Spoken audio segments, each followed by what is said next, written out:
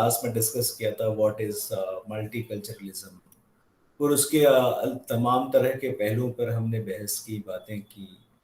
फिर हमने एक दूसरी क्लास में हम लिबरल वर्सेस नॉन लिबरल जो मॉडल है मल्टीकल्चरलिज्म का, उसको हमने समझने की कोशिश की थी। आज का मकसद जो है कि जो डिफरेंट मॉडल्स हैं उसको समझा जाए, पर्टिकुलरली जो 5 मॉडल्स हैं उसको मेरा इरादा है समझने का। एक मॉडल जो जो है जेरेमी वॉल्ड्रन ने दिया था, हाइब्रिडिटी का, वो मॉडल।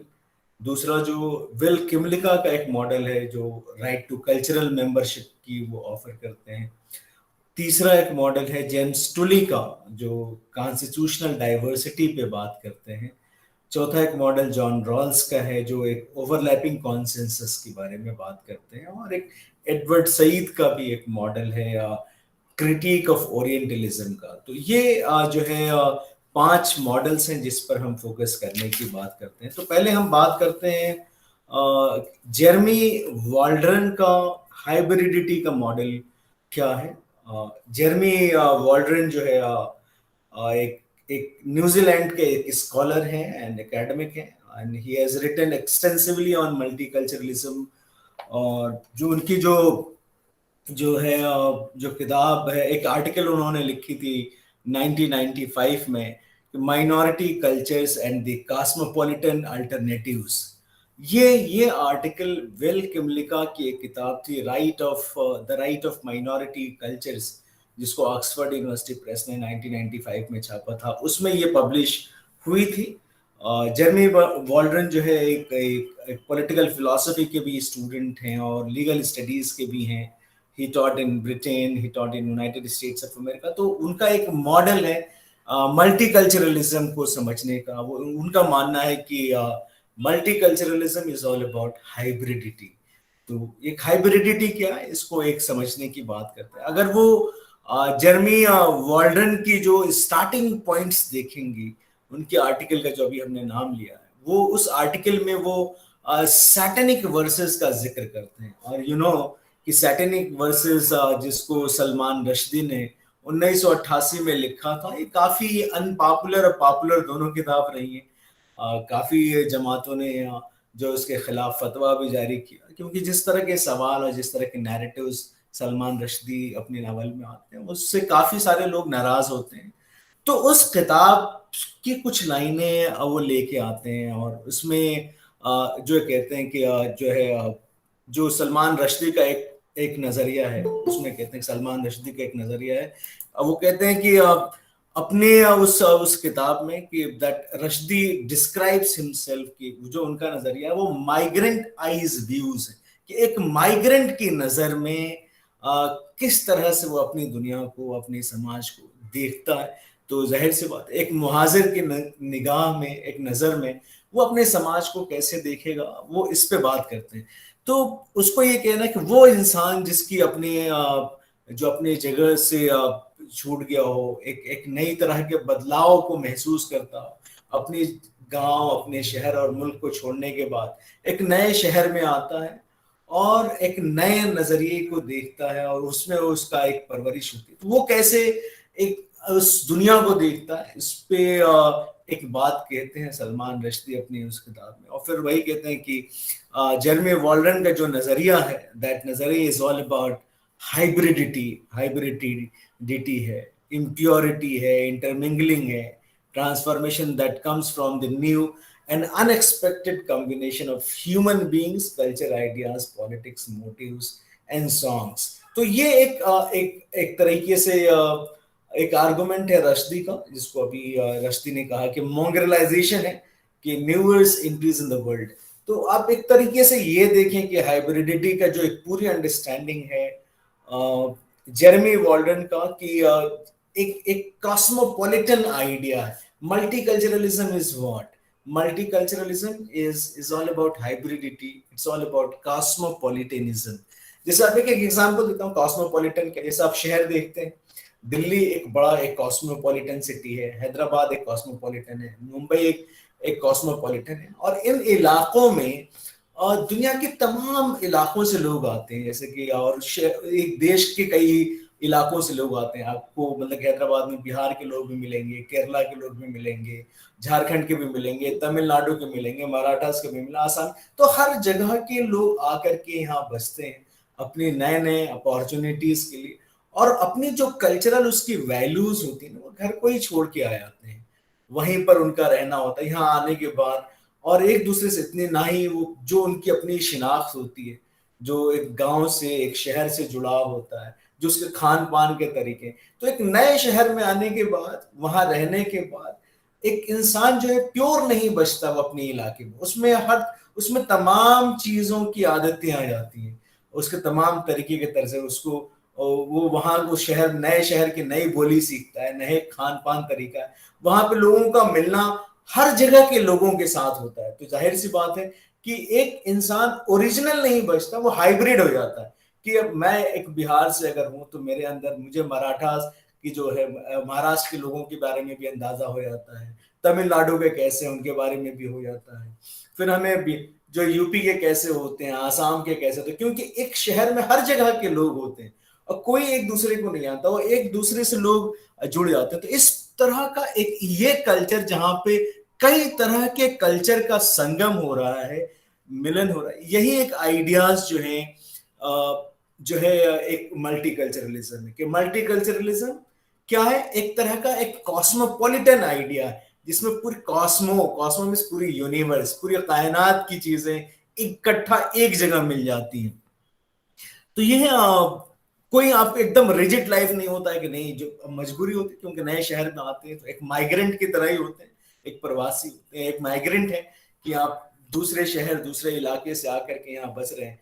आपको इडली डोसे की आदत नहीं है, वो भी सीख रहे हैं। फिर आपका कोई दोस्त वो जो है वो आसाम का है, वो अपनी तरह का खाना खिलाता है, अलग अलग तरह के मूवीज मिलती हैं, तो एक नया टेस्ट एक डेवलप हो जाता है। तो पूरी तरीके से हम अपनी लाइफ में जो हम रिजिडिटी होती है, जो हम बहुत ही कठोर होते हैं कि नहीं हम तो वेजिटेरियन है तो वेजिटेरियन रहेंगे, हम कुर्ता पजामा पहनते हैं तो कुर्ता पजामा ही पहनेंगे, हमें तो इस टाइम पे ये करना, इस तमाम चीजें हट करके एक हाइब्रिड हो जाता है। जैसे होता है हाइब्रिड, क्या होता है? हाइब्रिड वर्जन ऑफ किसी भी फ्लावर्स का होता है। पहले के फ्लावर्स के कलर एक होते थे, अब नई टेक्नोलॉजी की तरह एक ही फ्लावर से कई रंग पैदा हो जाते थे, एक मल्टी कलर के फ्लावर्स आने लगे हाइब्रिडिटी की वजह से। तो हाइब्रिड जनरेशंस हैं कि अलग अलग है, तो कोई भी चीज जो है एक अपने आप में ऑथेंटिक नहीं बची, और एक इंसान के अंदर हर तरह के पहलू समाने लगे, हर तरह की चीजें उसके आने लगी। एक मीन्स कि आप अपनी जो है पूरी एक कोहेरेंट आइडियाज नहीं, आपके अंदर एक एक इनकोहेरेंस आ जाता है। एक ऐसी जिंदगी, एक ऐसी सकाफती जिंदगी, एक ऐसी तर्ज जिंदगी हम जीने लगते हैं जहां पर हम, हमारे अपना कुछ नहीं बचता और सबका थोड़ा थोड़ा थोड़ा थोड़ा हम में शामिल हो जाता है। तो ये एक जो है एक कल्चरल ओरिजिन है, जो एक कल्चर का एक इरोजन भी होता है, और उस तरीके से हम एक एक नई जनरेशन बनते हैं, एक हाइब्रिड जनरेशन बनते हैं।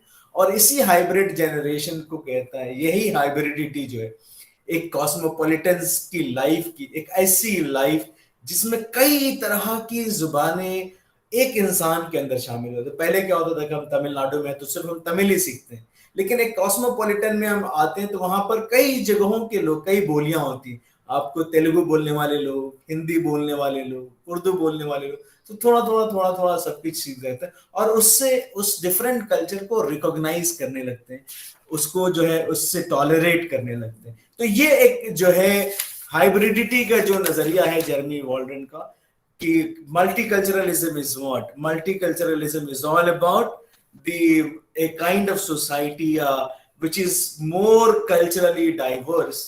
एक ऐसा है जिसमें ज्यादा कसीरियत है, और एक ऐसा समाज जहां पर ज्यादा एक हाइब्रिड मॉडल है। लोग एक दूसरे की कल्चर को जानने लगते हैं, समझने लगते हैं, और खुद की अपनी कल्चर को इस तरह नहीं कि एक सुप्रीमेसी वाली फीलिंग नहीं आती कि my culture is superior and your culture is inferior. तो ये एक मॉडल है, एक हाइब्रिड मानना है। दूसरा अभी हम जो है जो काफी मशहूर जो ताजियाकार रहे हैं, पॉलिटिकल एनालिसिस रहे हैं, और ग्रेट टीचर विल किमलिका का एक काफी कंट्रीब्यूशन है और मल्टीकल्चरलिज्म के आइडियाज को बढ़ाने में। विल किमलिका आज भी है, बाहयात है, और वो एक कैनेडियन स्कॉलर हैं, ऑथर भी हैं, एकेडमिक भी हैं। उन्होंने इस मॉडल को खड़ा किया है। He has written extensively on multiculturalism. His book, जो उनकी जो किताब है लिबरलिज्म, कम्युनिटी एंड कल्चर, वो एक जो है एक तरीके से उस किताब में एक लिबरल मॉडल को फॉलो करते हैं। वो लिबरल मॉडल जो कभी रॉल्स ने डेवलप किया था अगेंस्ट कम्युनिटेरियन क्रिटिक्स, जो सैंडल की एक क्रिटिक थी, उस बुनियाद पर जो है विल किमलिका ने अपनी किताब लिखी थी। और उसी के साथ साथ विल किमलिका की एक जो किताब है मल्टीकल्चरल सिटीजनशिप, ये भी 1995 में आई थी। ये किताब भी काफी पॉपुलर है। और इस किताब में विल किमलिका जो है उनका एक अलग तरीके का आर्गुमेंट है। वो उनकी जो आर्गुमेंट है मल्टीकल्चरलिज्म का, वो जो जॉन रॉल्स की जो किताब है थियरी ऑफ जस्टिस, उसकी बुनियाद पर कायम किया। उसकी कुछ उनके आइडियाज को कुछ रिवाइज करते हैं, कुछ उनके व्यूज को एकोमोडेट करते हैं इन कम्युनिटी। सो इन लिबरल आइडियाज को कम्युनिटेरियन आइडियाज के साथ एक बैलेंस करना, उसको एक तवाजुन में देखना कि एक इनफरादियत, एक जो है एक शमूलियत का एक जो है एक आइडिया है, एक कम्युनिटी का जो नजरिया, उसको एक तवाजुन में देखते हैं विल किमलिका।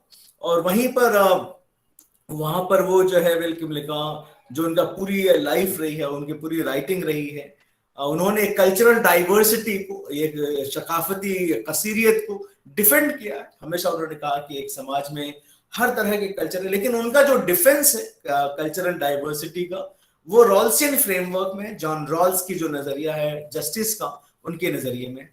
जैसे फॉर एग्जांपल जो है विल किमलिका का एक मानना है कि दैट की जो एक इंडिविजुअल है, जो एक फर्द है, उसको एक हक है, उसको एक राइट्स है, और वो राइट्स जो है कल्चरल मेंबरशिप का, तो वो किसी भी ग्रुप्स का, किसी भी सकाफती गिरोह का हिस्सा होने का उससे हक है। अगर मैं चाहता हूं किसी ऐसी तंजीम, किसी ऐसे इदारे का मेंबर बनूं, या इस ऐसे ग्रुप के फरोग के लिए काम करूं जो मेरी शिनाख्त से जोड़ता है, ये मेरा हक है। और ये इनफरादी हुकूक का हिस्सा है, इंडिविजुअल राइट्स का।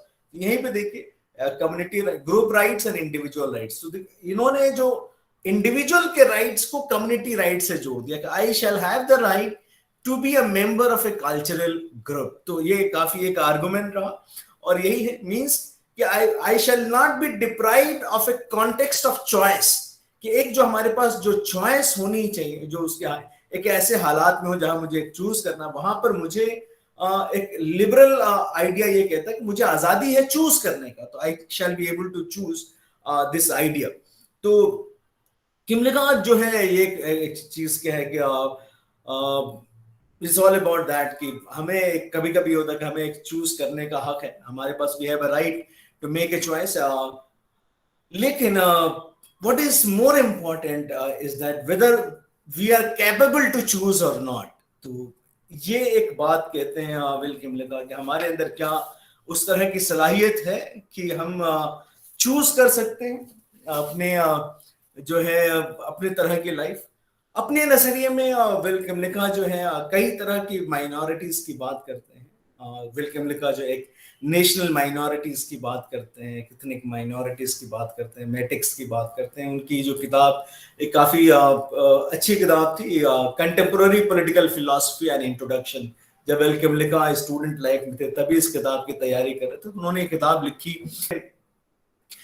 इससे पहले मतलब कि इसमें ये कह रहे तो जो किसी ने भी, ज्यादातर लोगों ने कल्चर को बुनियाद नहीं मानी थी थियराइजेशन के लिए। खैर मल्टी कल्चरल जो थियरिस्ट है उन्होंने कल्चर को बुनियाद मानी और उन्होंने कल्चरल मेंबरशिप के लिए भी कहा कि नहीं, लेकिन इसके बावजूद भी अगर कोई शख्स जो है किसी कल्चरल ग्रुप का हिस्सा होना चाहता है, ठीक फॉर एग्जांपल कि मैं एक जो है मुस्लिम समाज से आता हूं, अगर मैं कहूं कि नहीं कि मैं एक मुस्लिम समाज का हिस्सा हूं और मुस्लिम तौर तरीके, मुस्लिम पहनावे, मुस्लिम खान पान जो चीजें, अगर ऐसी कोई चीज है भी तो उसमें मुझे एक अच्छा लगता है, मुझे तशर्फी मिलती है, मुझे इस बात की खुशी होती है कि मैं अपने एक कौम से मेरी शिनाख्त है मुसलमान की, एक रिलीजियस ग्रुप है जिसका मैं हिस्सा हूँ। मैं उसके तौर उसके यकीन में कि उस इस्लाम में बिलीव करता हूँ, प्रॉफिट में बिलीव करता हूँ, गॉड इज वन उसमें बिलीव करता हूँ, नमाज पढ़ता हूँ, रोजे रखता हूँ, ज़कात रखता हूँ, तो ये मेरी एक राइट्स है। तो मुझे इस बात का हक है कि मैं किसी भी ग्रुप का एक हिस्सा बनना अगर चाहता हूं तो वो मेरे पास चॉइस होना चाहिए, मैं उस ग्रुप का हिस्सा हो सकता हूं। और इस बात ये राइट्स को इंश्योर करने का काम जो है स्टेट का है। तो ये एक काफी एग्जाम्पल्स है, और हर दुनिया के तमाम इलाकों में, जैसे कनाडा में भी काफी स्ट्रगल्स हैं, जो इंग्लिश स्पीकिंग हैं, जो फ्रेंच स्पीकिंग हैं, या बहुत जगहों पर इसमें इस तरह की चीजें हैं। बहुत सारे माइनॉरिटी जैसे हिस्पैनिक्स का एक अपना इशू है, और कई जगहों पर इथनिक माइनॉरिटीज हैं, मैटिक्स, उनका एक अपना एक इशू है। लेकिन किमलिका का जो है जो आर्गुमेंट ये है कि that each individual should have the right to cultural membership, यानी कि हर शख्स को ये हक है कि जिस किसी भी सकाफती गिरोह का मेंबर वो होना चाहता है वो उसको हो सकता है। सिमिलरली क्योंकि जब ये राइट है, और राइट जो है, right is an idea which is central to the idea of liberal polity. एक लिबरल निजाम में जो एक मरकज है नजरिए का, सोच का, वो है राइट्स का। पीपल विदाउट राइट्स आर और मीनिंगलेस। ऐसा कोई एक बेहतर सियासी निजाम कायम नहीं किया जा सकता जिस निजाम में लोगों की हुकूक की हिफाजत नहीं हो सकती है। और हुकूक जो है, राइट टू कल्चरल मेंबरशिप का एक बहुत ही अहम हुकूक है, और ये चीजें सबको मिलनी चाहिए। तो राइट जो है, यहीं पर तीन तरह के राइट्स के बारे में विल किमलिका बात करता है। और एक तो राइट है, that is right to national government, right to self government, कि एक हर ग्रुप्स को जो है राइट्स है कि they should be able to substantially control their members. वो भाई एक सकाफती ग्रोह है, वो जिस तरह से अपने आप को ऑर्गेनाइज करना चाहता है, जिस तरह से अपनी जिंदगी जीना चाहता है, तो ये उसको अपने आप को सेल्फ गवर्न करने का, अपनी चाहे वो रस्म रिवाज, तर्ज जिंदगी, हालात या रूल्स, कोई कायदा बनाने का, उसको अपने ग्रुप्स के लिए पूरी आजादी होनी चाहिए। ये सेल्फ गवर्नमेंट राइट्स पे बात करता है। दूसरी एक बात करता है कि पॉली इथनिक राइट्स की बात करता है। Poly ethnic rights means that कि कल्चरल इंस्टीट्यूशंस जो हैं उसमें एक रिप्रेजेंटेशन हो कल्चरल, चाहे कोई भी सकाफती इदारा हो या ग्रोह हो, उसकी फंडिंग में या उसके जो है उसकी एक्टिविटीज को एक्सटेंड करने में जो है उसकी पूरी आजादी उसमें है। तीसरा एक राइट्स की बात करते हैं, स्पेशल रिप्रेजेंटेशंस की राइट्स की बात करते हैं, कि बहुत सारे एक जमहूरियत में एक ऐसा निज़ाम है जहां पे हम लोग अक्सर बात करते हैं कि नंबर की बुनियाद पे काम करता है, जिसकी सबसे ज्यादा अक्सरियत होगी उसी की सरकार बनती है। लेकिन अगर ऐसा निज़ाम होता है तो ये इम्कानात हो सकते हैं कि एक डिक्टेटरशिप ऑफ मेजॉरिटी कायम हो जाए, एक अक्सरियत की तानाशाही काम हो। ऐसे हालात में जो है अक्सरियत की नुमाइंदगी होना जरूरी है, क्योंकि अगर नंबर की बुनियाद पर तो कभी चुन करके नहीं आएंगे। तो कुछ सीटें जो है कुछ ऐसी चीजें हों, ऐसे हालात बनाए जाए जहां पर जो है माइनॉरिटी ग्रुप्स की नुमाइंदगी को इंश्योर किया जा सके, यानी कि उनकी नुमाइंदगी इंश्योर कराना भी स्टेट का काम है। तो this is all about Will Kymlicka, जहां पर एक जो बात कह रहे हैं कि right to national cultural minorities. अब वो क्या है, दैट जिसमें self government and representation rights, जिसको हमने अभी बात की, कि सभी ग्रुप को की स्पेशल राइट्स ऑफ रिप्रेजेंटेशन हो, सभी ग्रुप्स की आजादी हो कि वो अपनी जिंदगी और अपने ग्रुप्स की जिंदगी तय कर सके। दूसरी चीज वहीं पे बात करते हैं कि that right to ethnic immigrants की बात करते हैं, जैसे कि कुछ ऐसे स्टेट को अफर्मेटिव एक्शंस स्कीम के तहत ऐसी कानून, ऐसे कायदे, ऐसे फैसले, ऐसे इंतजामात करने चाहिए जिससे स्पेशल केयर दिया जा सके उन अखिलियती या समाजी गिरोह को जिनकी तादाद कम है या जो डोमिनेंट नहीं है या जो हाशिए पर हैं, जो अपने खुद के बल पर कुछ नहीं कर पा रहे, तो उनको एक सपोर्ट देना जरूरी है। उनको एग्जेम्प्ट करना जो है उन कायदे कवानीन से जो उनकी मुफाद को और उनकी तर्ज जिंदगी को, उनकी प्रैक्टिसेस को अफेक्ट करती हैं, चाहे वो जो है उनके प्लेसेस को या उनके कल्चरल प्रैक्टिसेस को ऐसा ऐसा ऐसे ऐसे ऐसे निजाम बनाना चाहिए। तो उसमें एक और बात कहता है कि दो तरह के एक्सटर्नल प्रोटेक्शन और इंटरनल रिस्ट्रिक्शन है। तो फॉर एग्जाम्पल इसमें एक्सटर्नल प्रोटेक्शन का मतलब ये होता है कि एक जैसे एक मुस्लिम्स का एक हुकूक है जो बाहर से, यानी कि state shall not interfere in the internal aspects of the Muslim society. कैसे नमाज पढ़ेंगे, कौन से कपड़े पहनेंगे, क्या खान पान होगा, क्या कुछ, तो ये दखल देने की जरूरत नहीं है। वो एक्सटर्नली, वो मतलब एक्सटर्नल वो इसकी हिफाजत का काम करना है कि कोई आपकी जिंदगी में दखल न दे, उसको इसकी हिफाजत करने का काम स्टेट का। उसी तरीके से इंटरनल रिस्ट्रिक्शंस भी लगाता है जो है विल किमले का, कि अगर उसी तरह की, जिस तरह की आजादी एक अखिलियत अक्सरियत से डिमांड कर रही है, उसी तरह की आजादी एक minorities with in the cultural groups हो सकते हैं। जैसे कि आप एक एग्जांपल ले लें, जैसे कि एक जो है मुस्लिम समाज है हिंदुस्तान में, उसके अंदर भी बहुत सारे जो है इंडिविजुअल्स भी, तो एज अफरोज आलम को भी एक आजादी होना चाहिए कि अगर मैं किसी ऐसे प्रैक्टिसेस को नहीं मानना चाहता जो इस्लाम जो है प्रिस्क्राइब करने का, तो हमारे ऊपर जोर जबर का इस्तेमाल कम्युनिटी भी ना करे। तो कम्युनिटी को हक नहीं है कि वो मेरी जाती आजादी को, इनफरादी आजादी को वो छीन ले। तो जो आजादी एक फर्द को अपने ग्रुप के खिलाफ होना चाहिए, उसी तरह की आजादी की हिफाजत उस ग्रुप को एक लार्जर समाज में स्टेट के जरिए जोड़ना चाहिए। तो एक ये इसी वजह से इसका एक अहम मकसद यही एक वजह बनेगी जो एक समाज में एकता को प्रमोट करेगी, सोशल यूनिटी को प्रमोट करेगी, सोशल सॉलिडारिटी को प्रमोट करेगी, और इस सोशल सॉलिडारिटी एंड यूनिटी के लिए शेयर्ड सिविक आइडेंटिटी भी एक बेदारी होगी कि हम सभी लोग एक खास शहरी समाज के हिस्सा हैं। तो हम आपस में एक दूसरे से जुड़े हुए हैं, जहां पर हमारे जाती मामलात की, हमारी मजहबी मामलात की भी आजादी है, और साथ ही साथ हमारी जो है एक शहरियत की फीलिंग भी। तो हमारी एक डीप डाइवर्सिटी भी प्रमोट हो रही है, और उस डाइवर्सिटी में यूनिटी की भी तलाश हो रही है। तो दिस इज ऑल अबाउट जो है विल किमले का about his rights to cultural membership जो है ये विल किमलिका का मॉडल है। तीसरा एक मॉडल जो है जेम्स टुली ने दिया है, जिसको एक कल्चरल डाइवर्सिटी का, एक कॉन्स्टिट्यूशनल डाइवर्सिटी, जिस मॉडल का नाम है जेम्स टुली जो है 1946 में उनकी पैदाइश हुई थी, और वो भी एक कैनेडियन एकेडमिक है, कनाडा के एक बहुत बड़े स्कॉलर हैं, और उन्होंने भी काफी काम किया मल्टीकल्चरलिज्म में।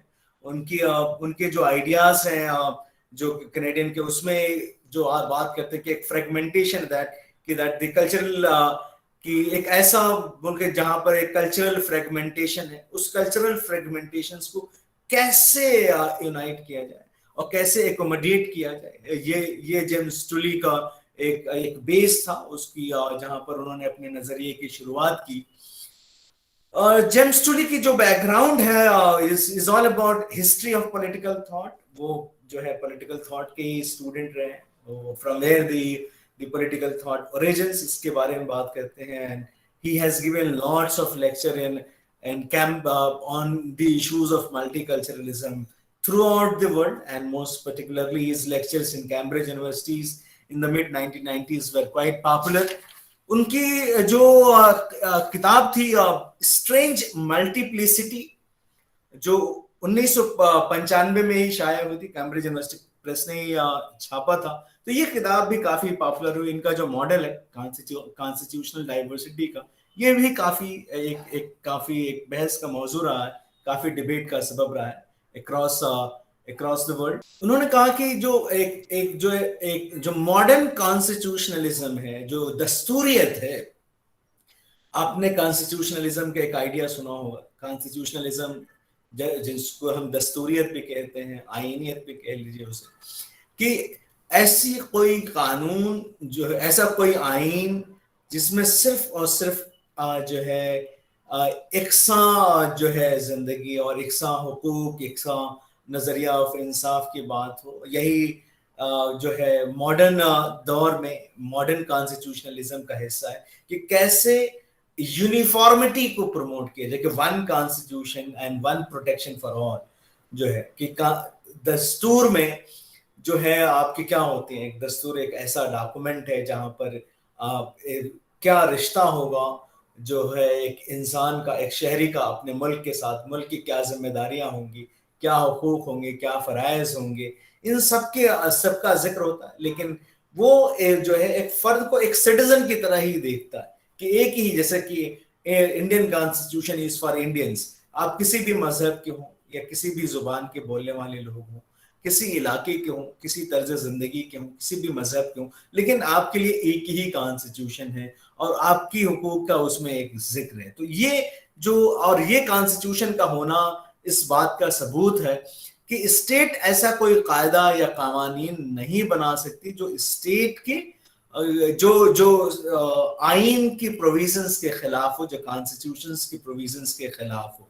और जिस हद तक आपका कानून जो आइन की खिलाफ वर्जी करता है, संविधान का उल्लंघन करता है, उस हद तक उस लॉ को निरस्त कर देगी सुप्रीम कोर्ट, जो आपकी जो अदालत है सुप्रीम कोर्ट, उसको निरस्त कर देगी। इसका मतलब कि आइन का होना इस बात का भी सबूत है कि स्टेट का पावर जो है वो आर्बिट्रेरी ना हो, और जो है उसको रोकने के लिए एक लिमिटेशन ऑफ पावर है स्टेट के ऊपर। यानी कि constitutionalism is all about an idea of A limited government, that कि एक सरकार आर्बिट्रेरी नहीं हो सकती, जालिमाना नहीं हो सकती। क्यों? क्योंकि इन दोनों चीजों को होने की ना होने की वजह है आपका आइन का होना, जो आपके ऊपर उंगली उठाती है कि आप यहाँ पर गलत है और उस एक्शंस को गलत करार देती है।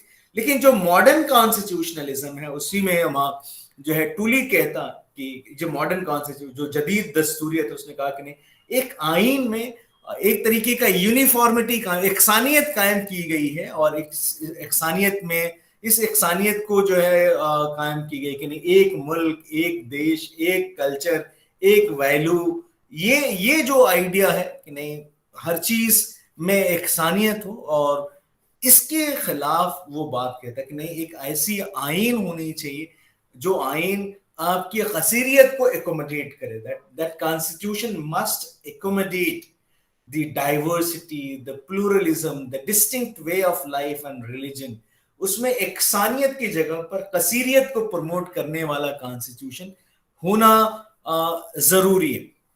This is all about he is saying that कि हमने आज के दौर में जो फॉर्म्स हैं ऑफ कॉन्स्टिट्यूशनलिज्म, क्योंकि हमारे जो अकलियत की फॉर्म है, जो प्लूरलिस्टिक लाइफ स्टाइल है, जो कल्चर है, जो कसीरियत है, जब तक उसकी उस तमाम इक़दामात की हिफाजत आइन में नहीं होगी, तो ये होगा कि अक्सरियत समाज जो होगा वो अपने ख्वाहिशात को, अपनी इक़दामात को, अपने नजरिए को, अपने तौर तरीकों को इम्पोज करने की कोशिश करेगा अक़लियत पर। और इसमें जो है, और यही वजह है कि संविधान में ही उस चीज का जिक्र हो जाए कि that constitution should not promote the regularity, constitution should not promote uniformity, rather constitution should promote diversity। तो ये है, और इसी में जो एक मॉडल देते हैं कि दैट जो टूली का कि इंटरकल्चरल कम्युनिकेशन होना चाहिए, ही प्रेफर्स दैट जो वो मल्टीकल्चरलिज्म के वर्ड के बजाय वो इंटरकल्चरलिज्म को ज्यादा प्रमोट करना चाहिए कि इंटरकल्चर, यानी कि जो कल्चरल ग्रुप्स हैं, जैसे दो कल्चरल ग्रुप्स के लोगों के बीच में एक कम्युनिकेशन हो, जो है जो है अबलाग कायम हो, एक जो है एक संवाद कायम हो, एक कम्युनिकेशन हो, दैट इज सेड दैट कि there must be interculture, inter means amongst, between two, तो बिटवीन वन एंड, जैसे कि हिंदू या मुस्लिम या जो है सिख क्रिश्चियंस या तमिल तेलुगु या डिफरेंट सेक्सुअल ओरिएंटेशंस को, तो एक इंटरेक्शंस होने की जरूरत है, एक कम्युनिकेशन होने की जरूरत है। He said that we must provide a kind of society where there is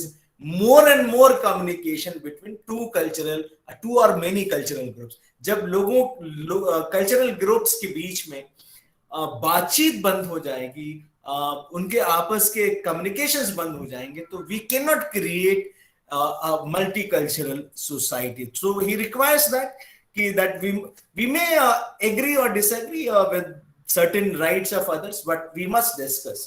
The idea is that हो सकता है कि आपके नजरिए मेरे नजरिए से मेल ना खाती हो, लेकिन बातचीत से हो सकता है कि एक वक्त आए जहां पर हम एक दूसरे के नजरिए को हम समझने लगे।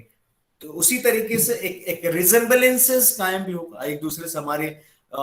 हो सकता है कि जब हम आपस में बात करेंगे तो एक family resemblance between different cultures दिखेगा। लोग आपको लगेगा कि कुछ चीजें तो ऐसी हैं कि जो आप में और मुझ में कॉमन है। तो ये इंटरकल्चरलिज्म जो है आपके बीच में एक यूनिटी क्रिएट कर सकता है, but that those must be recognised by the law. And this is all about the Tully's argument, जहां पर वो इंटरकल्चरलिज्म के मॉडल को बात करते हैं। ठीक उसी तरीके से जॉन रॉल्स का एक मॉडल है ओवरलैपिंग कॉन्सेंसस का, और ये आप जानते ही हैं कि जॉन रॉल्स जो है एक बहुत ही बड़े स्कॉलर रहे और एक अमेरिकन स्कॉलर जिन्होंने अपना एक नजरिया जो पेश किया, जो है थियरी ऑफ जस्टिस, उस नजरिए ने एक सोशल जस्टिस के नजरिए को सपोर्ट किया, और उसने एक अफर्मेटिव एक्शन स्कीम्स के बारे में बात करने से ये हुआ कि जो सिविल राइट्स मूवमेंट था यूनाइटेड स्टेट्स ऑफ अमेरिका में, उससे मुतासिर होता है, उसको एक बल मिलता है, फोर्स मिलता है। तो उन्होंने किताब एक थियरी ऑफ जस्टिस लिखी थी 71 में। वो काफी पॉपुलर किताब है, और बहुत जमाने बाद किसी स्कॉलर ने ऐसी किताब लिखी जिसकी इतनी ज्यादा तारीफ भी हुई, उतनी ही ज्यादा उसकी तनकीद भी हुई। अमर्त्य सेन ने आइडिया ऑफ जस्टिस लिखा, उसमें उन्होंने रॉल्स के ही आइडियाज को क्रिटिक किया, और उसमें जो लेकिन रॉल्स जो है अपने नजरिए ऑफ इंसाफ के लिए जाने जाते हैं, और उनका नजरिया एक जो है जो मल्टीकल्चरल भी है। जो उनकी किताब एक आती है कि पॉलिटिकल लिबरलिज्म, उनकी एक किताब है जो 1993 में पब्लिश हुई थी। इस किताब में he has engaged with different critics, जिन लोगों ने उनकी अपनी किताब को जो है क्रिटिक किया था कि वो एक पूरी तरीके से इंडिविजुअलिस्ट किताब है, लिबरल आइडियाज है। इस किताब में उन्होंने उस क्रिटिसिज्म को डील किया। उसने कहा कि नहीं, I am not only individuals, I am not only that's liberal, I am a reasonable, I believe in the fact of reasonable pluralism. एक ऐसी कसीरियत जो बेहतरीन हो, जो दलीलों की बुनियाद पर कायम हो, जो सही हो, उस आइडियाज में बिलीव करते हैं। और उनका एक ओवरलैपिंग कॉन्सेंसस में एक आइडिया जो देते हैं। उसने कहा कि हो सकता है कि आपकी जो ओवरलैप जो है कि हमारा तरीका, हमारी तर्ज जिंदगी, हमारी सोच, हमारी खान पान, हमारी मजहब, हमारी जो है भाषा, हमारे जो रवैये अलग हो सकता है कि दूसरे सकाफती ग्रुप के भी अलग हो सकते हैं, लेकिन ऐसा नहीं कि इन दोनों के बीच में एक कॉमन ग्राउंड्स नहीं क्रिएट किए जा सकते हैं। और कॉमन ग्राउंड्स क्रिएट करने के होता है कि कुछ ऐसी चीजें जहां पर हम एक दूसरे से हम कंप्लीटली अलहदा हैं, अलग है।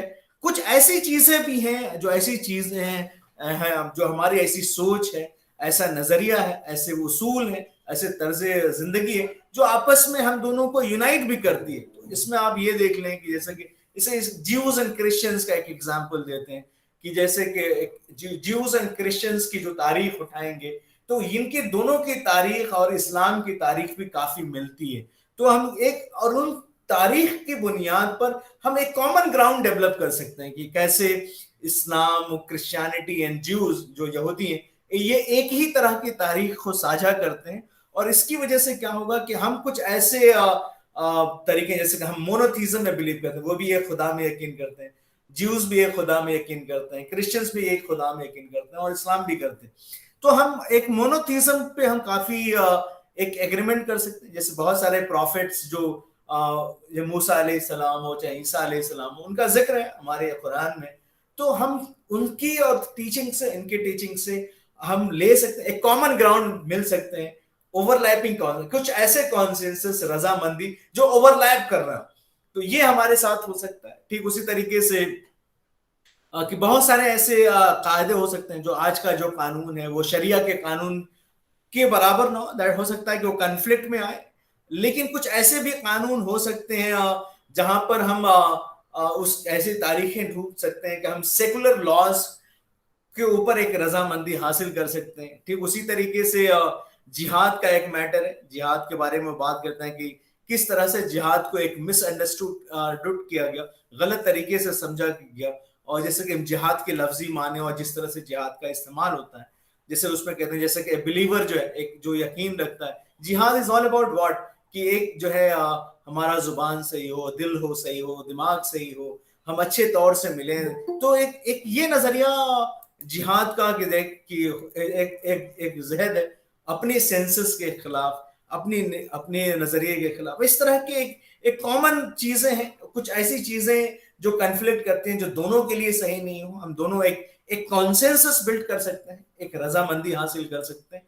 ये मल्टीकल्चरलिज्म में एक कंट्रीब्यूशन था जॉन रॉल्स का, जहां पर वो बात करता है कि एक ऐसी कसीरियत जहां जो रीजनेबल हो, जो लिबरल फ्रेमवर्क को भी गलत ना दे, और जो उस कल्चरल डिस्टिंक्टिवनेस को भी साथ लेके चले, यानी कि इंडिविजुअल एंड ग्रुप राइट्स के बीच में एक तवाज़ुन हो, एक बैलेंस हो, उसको आगे बढ़ाए। ये मॉडल ओवरलैपिंग कॉन्सेंसस का जॉन रॉल्स देते हैं अपनी किताब पॉलिटिकल लिबरलिज्म में। यही मल्टीकल्चरलिज्म एक नए जिसको जो है चार्ल्स टेलर की जो किताब आई थी पॉलिटिक्स ऑफ रिकॉग्निशन, ये इससे आइडेंटिफाई होने लगी है।